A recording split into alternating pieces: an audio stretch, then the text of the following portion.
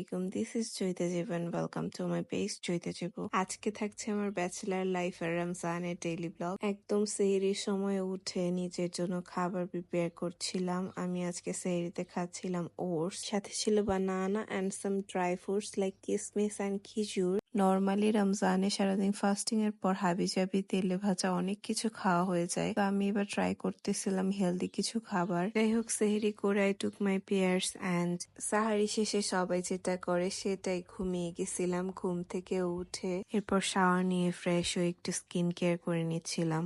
আমার স্কিন খুব একটা বেটার না, এজন্য আমি সবসময় চেষ্টা করি এমন কোনো প্রোডাক্ট ইউজ করার যেটা আমার স্কিনের জন্য হেল্পফুল হবে। যাই হোক, এরপর হালকার উপর ঝাপসা একটু রেডি হয়ে ভার্সিটিতে চলে যায়। আজকে ক্লাস ছিল একদম সকাল থেকে।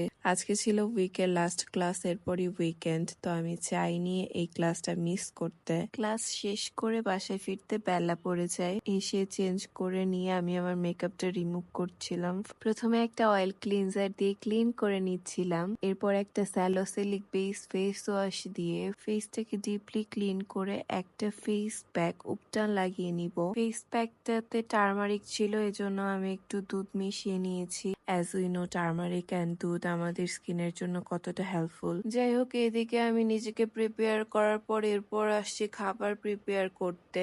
আজকে আমার রান্নার বুয়া আসেনি, এজন্য নিজেকেই রান্না করতে হচ্ছিল। একদিকে রান্না করছিলাম আর অন্যদিকে ঘর গোছাচ্ছিলাম। এদিকে আমি সাহারির জন্য দুধ গরম করছিলাম, ওদিকে ডিনার মেক করছিলাম, আর এদিকে ইফতার তো আছেই। রান্না করতে করতে ঘেমে গেছিলাম, এরপর একটু রেস্ট নিয়ে চেঞ্জ করে ইফতার রেডি করে নিছি। আমি বেসিক্যালি রোজাটা ভাঙি ফ্রুটস দিয়ে, এরপর একটু গ্যাপ নিয়ে ভাজা পোড়া আইটেম গুলা খাই।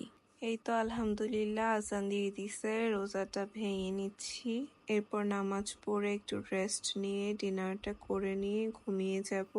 আজকে ডিনারের আইটেমে ছিল চিকেন কোরমা অ্যান্ড সালাদ। এই ছিল আমার রমজানের সারাদিনের ডেইলি ব্লগ। দেখা হচ্ছে নেক্সট কোনো ব্লগে।